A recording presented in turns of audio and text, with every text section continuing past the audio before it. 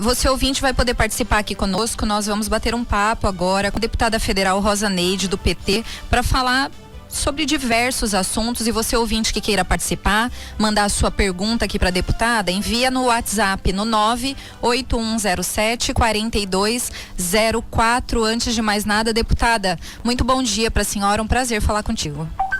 Bom dia a todos os ouvintes, o prazer é meu de estar com vocês. Deputada, eu gostaria de começar debatendo um assunto aí que é preocupante e que a gente espera que de fato entre em pauta aí ainda essa semana, com relação à questão da proposta de renovação do Fundeb, né, que é o fundo aí que financia a educação básica e que pode ser extinto, né, se ele não entrar em votação ainda esse ano no Congresso Nacional. E a gente, né, tá aí, acredito que vocês, a senhora que tem lutado tanto por essa causa, tá aí na expectativa, né, para que essa votação entre em pauta essa semana. E aí eu queria que a senhora falasse um pouquinho com relação, principalmente agora, a essa questão, a articulação, o que vocês têm feito aí em luta, né, por conta do Fundeb nesse momento. Veja bem, esse é o assunto, talvez o maior assunto da educação discutido esse ano. Acho que as redes sociais têm ajudado muito na articulação nacional. Eu sou vice-presidente da comissão especial que discute o Fundeb. A gente já fez mais de 100 audiências públicas no país inteiro, porque isso significa 63% de todos os recursos investidos em educação básica no Brasil. Aqui em Mato Grosso, só para a gente ter uma ideia, todo o pagamento dos profissionais da educação, que atuam em toda a educação básica, que chega próximo a 500 mil estudantes, né? Mais de 30 mil profissionais, todo esse recurso está neste fundo. Além de um pouco do que se gasta com manutenção da escola e do ensino. Então, ele teve duração de 14 anos, começou em 2007, conclui agora em 31 de dezembro. Se não for votado, o próximo ano, os municípios e o próprio Estado terão muitas dificuldades em abrir as escolas. Então, a gente está numa expectativa dessa votação ser hoje à tarde. Hoje, o presidente Rodrigo Maia abriu a discussão ontem à noite, já houve as falas. No início da tarde, hoje às 13 horas de Mato Grosso, iniciará novamente as discussões. Todos nós temos fala no momento da discussão sobre o assunto e que ao final da tarde a gente possa votar. A preocupação é porque o governo, que diretamente não participou dessa discussão durante um ano e meio, o ministro Ventralbe da Educação, ele se negava, achava que não era importante. Agora, depois de 4 ministros, assumiu o último ministro, inclusive está com Covid, está afastado, não está participando das discussões. Quem tomou para si as discussões foi o ministro Paulo Guedes, e aí ele veio com um monte de mudanças, querendo destruir o texto praticamente. Ontem, até 10 da noite, nós estávamos reunidos, a nossa comissão, com o presidente Rodrigo Maia, e acreditamos que o governo entendeu, porque houve uma grande mobilização. Os deputados receberam aí na média 500 mensagens dos profissionais da educação de todo o país. Isso o Brasil inteiro se movimentou para que não só os profissionais, né, as instituições, as universidades, todo mundo apoiando. E a gente acredita, como foi discutido ontem à noite, que o governo fez um recuo naquilo que ele estava propondo, fez novas proposições, ficou de entregar o documento, agora de manhã um documento oficial, para que a gente possa avaliar até meio-dia e, se tiver o acordo, no final da tarde de hoje fazer esta votação. E aí a ideia, deputada, o que vocês defendem também na realidade é de que esse fundo ele se torne permanente, né? Até para que não possa ter um tempo que acabe e depois fique nesse sofrimento de ter que votar novamente, né? Com certeza, ele estava como disposição transitória, porque tem terminalidade, como é o caso agora. Primeiro foi o Fundef lá em 97, no governo Fernando Henrique Cardoso. Ele durou até 2007. Em 2006 foi aprovado o Fundeb, que o Fundef só colocava no orçamento os alunos de 7 a 14 anos. Sim. Em 2007 aí colocou todo mundo, a educação básica como um todo, que já era o governo Lula, e agora ele tem vencimento agora.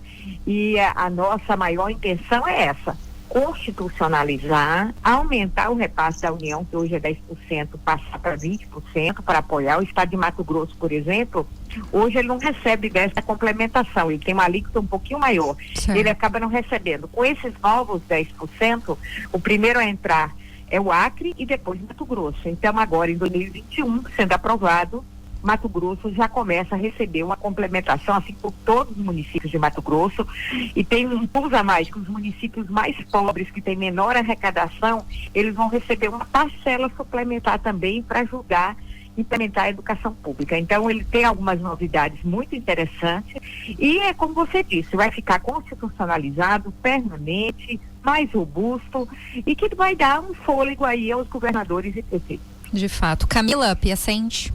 Estou aqui. Bom dia, deputada. Camila falando. Tudo bem com a senhora? Bom dia, Camila. Tudo bom?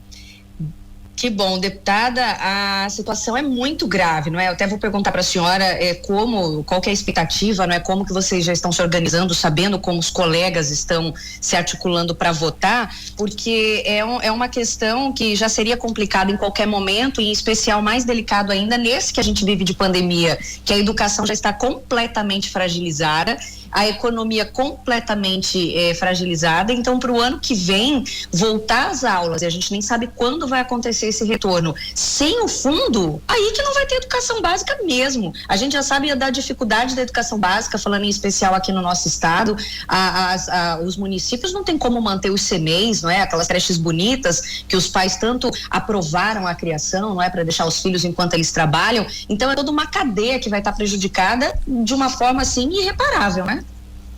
Com certeza, Camila, a sua análise é correta, que bom que tem mulheres fazendo entrevista na imprensa. Eu digo as mulheres que são mais sensíveis à causa da educação. Você citou as creches, os CMEs.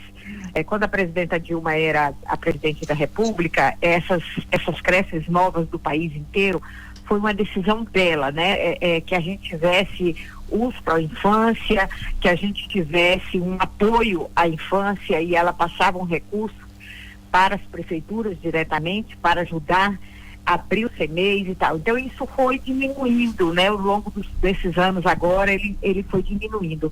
E o fundo, o FUNDEB, ele dá essa garantia de que os municípios e o Estado, minimamente, têm as condições para avançar na abertura das escolas. Você lembrou bem a pandemia. Nós estamos numa pandemia, nós estamos com a situação gravíssima da saúde, mas nós podemos ter uma pandemia na educação daqui a pouco. Nós temos uma crise forte na saúde e podemos ter uma crise anunciada na educação, porque as escolas estão, na sua maioria, fechadas, mas a gente tem que organizá-las. Inclusive, no próximo ano 2021, os governantes têm que investir mais. Banheiros, pias, máscara, criança gripada na escola, tudo isso vai ser um novo normal, com cuidados muito redobrados. Às vezes a gente não vai poder ter o mesmo número de estudantes em sala de aula, vai ter que contratar mais professores. Então, tem todo o investimento para que as escolas possam retornar, que nós temos que garantir o financiamento. Então, sem o financiamento, dificilmente a gente consegue voltar normalmente à escola. E são 45 milhões de estudantes na escola básica brasileira. Então, a gente tem que olhar. Mato Grosso, pegando as redes estaduais e municipais, passa de 750 mil alunos. Então, a gente tem que ter um olhar muito determinado. E aí, a Câmara, isso eu sempre digo, é uma questão que não é partidária, não pode ter coloração de partido. A gente tem que olhar a educação. Você tem um partido aqui, é o Partido da Educação, e a gente conclama todos os parlamentares para estarmos juntos nessa luta. Eu só queria saber qual que vai ser a justificativa, né, deputada, desses parlamentares que votarem contra, não é? Porque a gente tem essa questão a senhora bem tocou no fato de ter um plano de ação, um planejamento, sendo que a gente perdeu quanto tempo com o anterior, não é? Com o ministro da Educação, que fez tudo menos pensar na educação. A gente não tem um plano, não é? De como vai se dar essa reabertura das escolas. Agora a gente meio que tem um ministro da Educação, porque se não me engano ele também testou positivo, então tem toda uma particularidade, né, na hora do trabalho.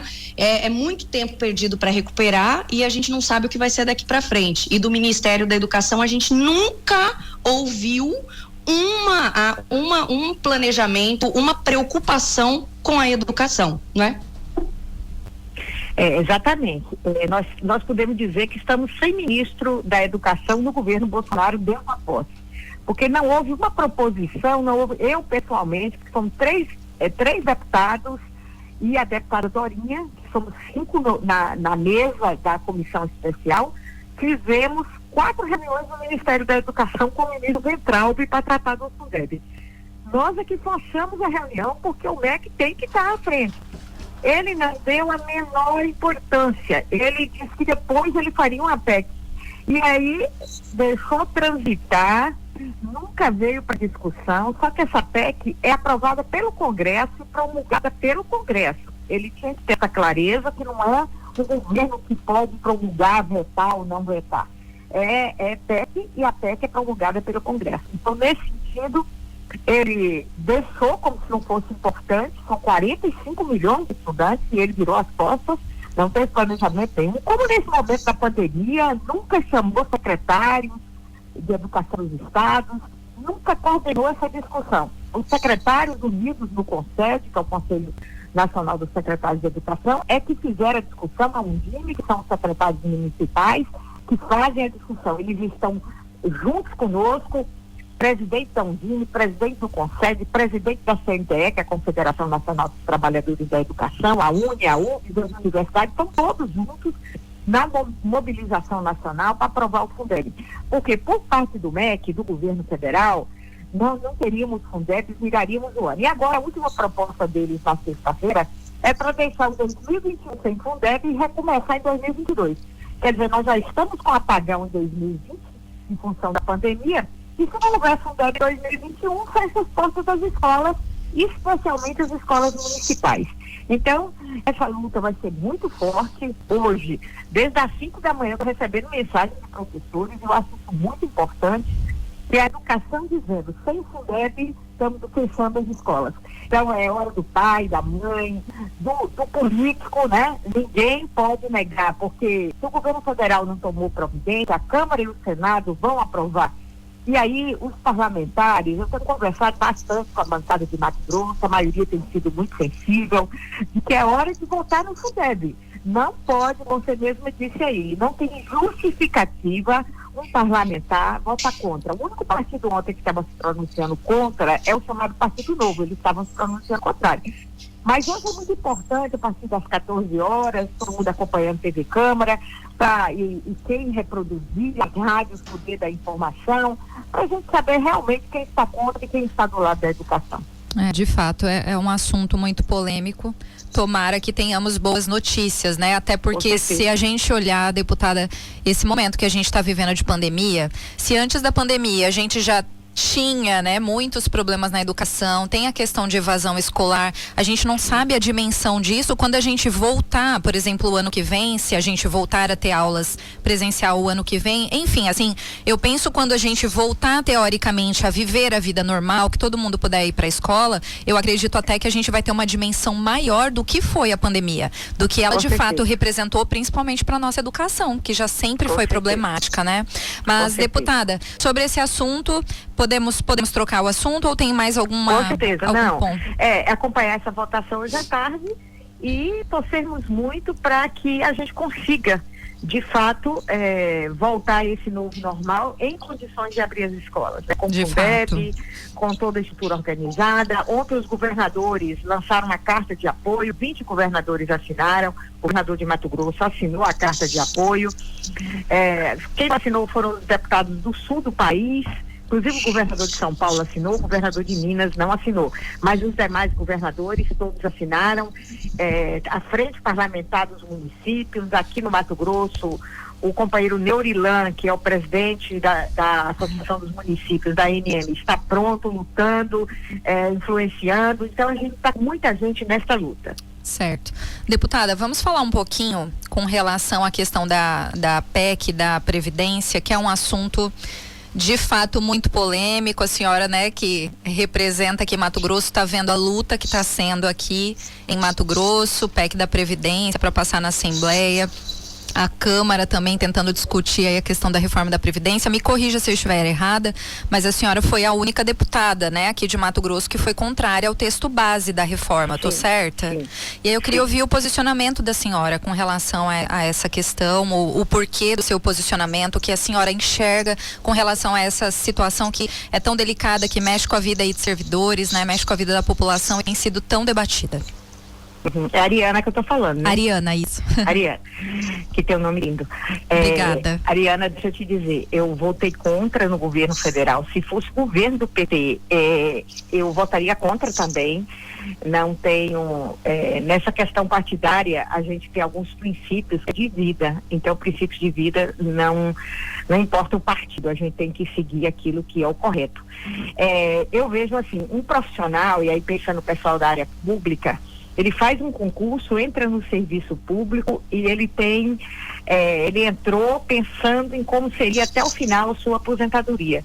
Então, ele contribuiu, e esse pessoal que já contribuiu 25, 30, 35 anos, ele contribuiu e ele fez um planejamento de sua vida. Aí eu chego no final da carreira, o cara já contribuiu 30 anos, aí eu digo, não, agora vai mudar tudo, você vai trabalhar mais 10, mais 15 anos.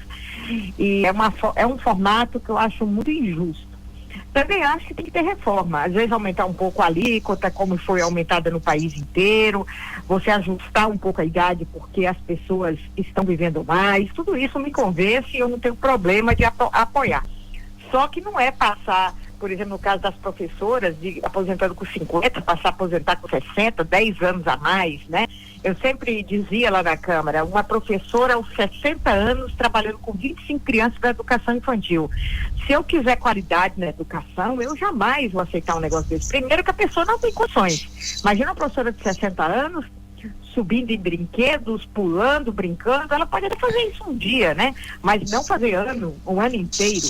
E aí os demais profissionais, o pessoal da área de segurança pública, eles fizeram a discussão e conseguiram manter praticamente os mesmos direitos que tinham. Sim. Que é o pessoal que tem um trabalho diferenciado também. Então eu acho que por categoria tem que ser analisado com muito cuidado o que cada um fez e faz, qual é a exposição do risco da profissão, para que se você faça de forma gradual e organizada, sem prejuízo aos trabalhadores. Os trabalhadores da área privada têm um teto, né, de aposentadoria, que isso também já é das garantias, mas ele tem um fundo de garantia, ele tem o salário de desemprego diferente do pessoal da área pública. Sim. Então, a gente tem que dar os passos, fazer a reformulação necessária, sem agredir os trabalhadores, especialmente aqueles que já passaram da metade da carreira, já estão com o planejamento do final da carreira. Para quem vai entrar, você fazer algumas modificações, eu acho justo, porque você tem uma perspectiva de 30, 35 anos de trabalho e quando a pessoa entra nessa possibilidade, ele já sabe quais são as regras. O problema é você ter trabalhado a vida inteira numa regra e quando chegar no final da carreira mudar a regra, né? Então, isso me fez votar contra e eu olho com muita tristeza a questão da falta de diálogo aqui no estado de Mato Grosso.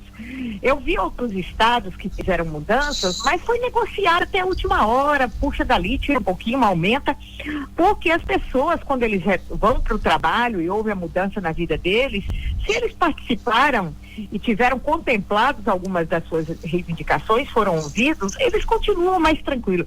Senão fica o pessoal tudo chateado, triste, cabisbaixo, e aí pensar no planejamento de vida, daqui a pouco desmonta tudo.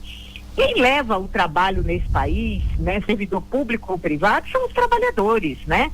Tem gente nesse país que só vive de renda, fala, eu vivo de renda, mas ele vive da renda do trabalho de alguém. Alguém trabalhou para alguém ter renda. Então, a gente tem que olhar com cuidado os trabalhadores e trabalhadoras, e é isso que eu vejo. Todos os governos, quando se chega no poder, às vezes não tem como princípio olhar os trabalhadores. E esse governo que está aí é um governo que não olha os trabalhadores de forma nenhuma. Naquela reunião presidencial do dia 22 de abril, ficou claro o que os ministros pensam, né? Então, vamos para cima, apoiar os grandes, porque os pequenos dão prejuízo. Você falou do Guedes. Então é muito difícil a gente ver essas situações, olhar que não tem apoio, que os trabalhadores não têm, destruindo o Ministério do Trabalho, destruindo a CLT. Então, assim, a gente está vivendo um momento muito conturbado da vida nacional. Camila? E a senhora tocou num ponto importante também. Eu até ia citar a questão da senhora ter sido a única dos 8 parlamentares do estado, né, deputada, a senhora foi a única que votou contra a nova Previdência, e até ia perguntar para a senhora o seu posicionamento com relação aqui, a senhora já colocou também, também muito bem colocado, reforçou a ideia de que vai ser difícil agradar todo mundo, não é? Quando mexe em algo que de uma certa forma estava confortável para a grande maioria, mas que é de extrema necessidade que seja alterado, né? A gente também não pode ficar aqui dizendo, não, o trabalhador tem direito, tem, e deveria ter mais, não só o trabalhador público, como o trabalhador da iniciativa privada, que acaba no frigir dos ovos, né, deputada, tendo menos chance ainda de reivindicar. A gente percebe as categorias do serviço público, os sindicatos, o quanto eles são aguerridos, não é? Eles são unidos, eles lutam, e já na iniciativa privada, eu falo pela nossa categoria mesmo como jornalista, por exemplo, já não temos essa vantagem dessa luta do sindicato, entende? Não tem essa força que o sindicato público tem, mas é fato, né? A gente tem que entender e deixar claro que, apesar de dolorido e triste, a reforma tem que sair, né? Sim, sim. Está saindo, e como você disse, jornalista, por exemplo, qual é o piso de vocês, né? O piso salarial. Então, é um piso muito baixo. E a questão, agora na pandemia, a gente vê quem tem uma segurança no trabalho, que pôde ficar em sua casa, pôde passar por esse momento. Agora, quem não tem, fica naquele desespero, como é que vai garantir a sua vida, né? Então, realmente... Sim, o medo de perder o salário, o medo de se contaminar. Muita gente, a gente percebeu, conversando com os nossos ouvintes, o medo de se contaminar como se fosse a culpa do trabalhador, né? Meu Deus, eu me contaminei, e agora como eu vou trabalhar? O país leva, né? Os trabalhadores trazem para si a culpa. Despeja tanta coisa em cima dele que ele ainda se torna, lá na ponta, um culpado. Não é verdade, mas de uma certa forma, até só para a gente finalizar essa questão da Previdência, deputada, aqui o partido da senhora, os seus colegas de partido, né, do PT, tanto o deputado Lúdio, que inclusive médico, né, já deu diversas entrevistas para a gente, médico sanitarista, falando dessa nossa situação complicadíssima, e também o deputado Barranco tem buscado aí alternativas, né, sobre a reforma e sobre a educação aqui em Mato Grosso, que a situação também não está bem complicada no quesito até do salário, né, de alguns profissionais que ficaram sem receber. A senhora sabe se essa turma já começou a receber, deputado, o direito deles ou ainda não? Não, os professores ainda não foram contratados. Há campanhas no estado inteiro de cestas básicas para que os professores que não foram contratados no início do ano escolar estejam sobrevivendo neste momento. É uma situação muito triste. Então, o Lúdio é funcionário público, é médico, é funcionário público do estado de Mato Grosso, sabe exatamente do que se trata essa situação. O deputado Valdir Barranco já foi professor de sala de aula, contratado, também sabe do que se trata, é o presidente da Comissão de Educação. Então, são dois grandes guerreiros, eu me orgulho muito, que tem lado, e o lado é ao lado dos trabalhadores. Eu também não ficaria em nenhuma discussão em que os trabalhadores não possam ser apreciados como alguém que faz as riquezas desse país. E por fim dizer que entendo que precisa de alguns ajustes e algumas reformas. Não concordo que sejam sem diálogo e com prejuízo total dos trabalhadores.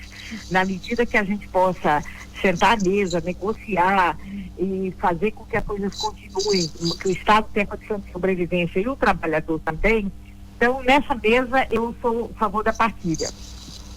Mas diferente disso... É verdade. Desculpe, diferente disso, é muito difícil a gente poder estar do lado. Eu fui contra no nível nacional e sou contra no nível estadual, porque os trabalhadores não estão sendo ouvidos. É verdade. Agora, deputado, vamos mudar um pouquinho aqui de assunto, vamos falar de política, não é? Como se isso não fosse política, mas vamos puxar o foco para a eleição 2020, aqui em Cuiabá. Acredito que no resto do país não é diferente, não é? Aqui no estado também. As manifestações, as articulações, claro, né? Diferente dos outros anos, né?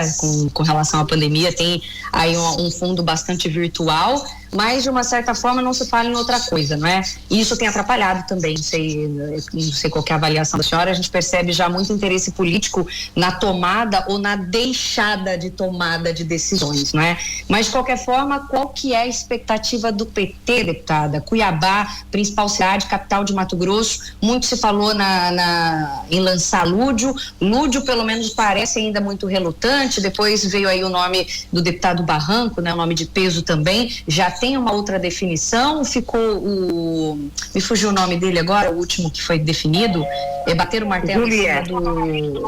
Do Julier, isso mesmo. Fechou nele? Veja bem, Camila, nós estamos nesse momento bem diferenciado. Em outros anos, no ano eleitoral, a gente já estaria com certeza nas ruas e fazendo toda a discussão, mas vai ser um ano atípico. Nós vamos aprender a fazer campanha mais forte usando outros instrumentos. O Estado de Mato Grosso, Partido dos Trabalhadores, tem como pré-candidato ao Senado, que a eleição vai ser no mesmo dia, o atual deputado Valdir Barranco, presidente do partido. Ele vai disputar as eleições ao Senado. A gente conversou muito com o companheiro Lúdio, que foi o nosso deputado mais votado em Cuiabá, e é uma pessoa que tem uma expressão muito grande em Cuiabá, pelo trabalho como médico. Pessoa foi vereador, é uma pessoa que tem muita entrada na cidade, mas ele tem outra organização histórica nesse momento do trabalho dele. É o primeiro mandato de deputado estadual, gostaria de concluir o mandato, e o partido aqui em Cuiabá escolheu o nome do Dr. Julier como o pré-candidato do PT. A gente está discutindo com ele está organizando a campanha dele. Nesse momento, Cuiabá tem a candidatura do Dr. Julier. No interior do estado, a gente já tem nas maiores cidades, já tem as candidaturas postas. A gente está fazendo uma reunião semanal praticamente com todos os pré-candidatos, tanto a vereadores, vereadoras, prefeitos, prefeitas, vices, e a gente está organizando esse caminho aí para que a gente possa ter o maior número possível de representantes no legislativo e também no executivo do estado, dos municípios.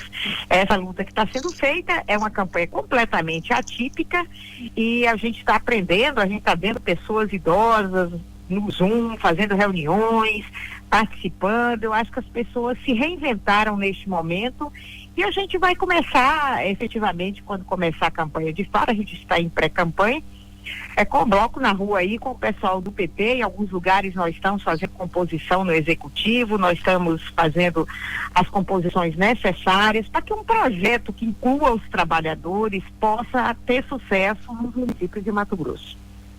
É verdade. Para a gente finalizar, deputada, só para puxar a sardinha para o nosso lado, não tinha nenhum nome, nenhuma mulher assim como a senhora para sair aqui? Porque assim, Camila, eu sou eleitora do município de Diamantino. Então lá é meu domicílio eleitoral, não tirei o domicílio de lá, até porque tem toda uma história de vida aqui no meio nosso do estado. E a educação, né? A senhora é bem da educação do Diamantino mesmo, né, deputada?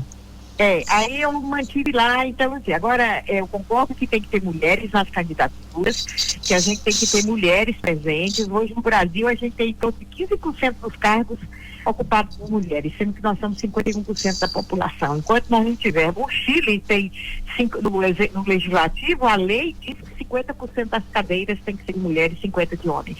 Então a gente está muito atrasado, e a gente precisa avançar muito nessa questão da presença da mulher, que a presença da mulher faz a diferença na política.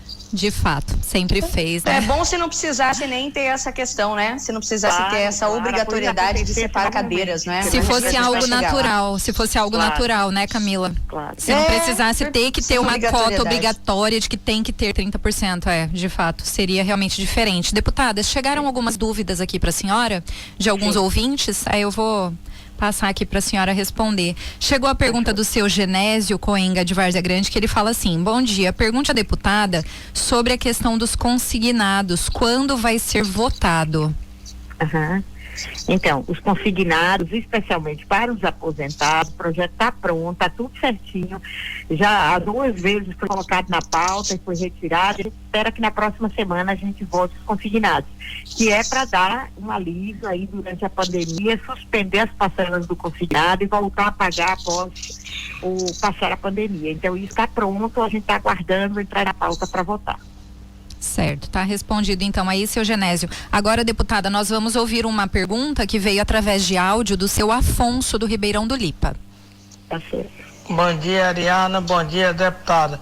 Deputada, por que vocês não brigam tanto por Mato Grosso sobre essa guerra que está acontecendo? Eu vejo outros deputados de outros estados falar dos seus estados e menos de Cuiabá. O que acontece? Por que só não já briga para trazer remédio para os bairros? Porque se entregar para os lugares não chega. E a guerra está aí aberta.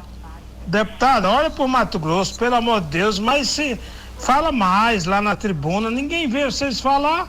Tenha a todos um bom dia e boa sorte para a senhora.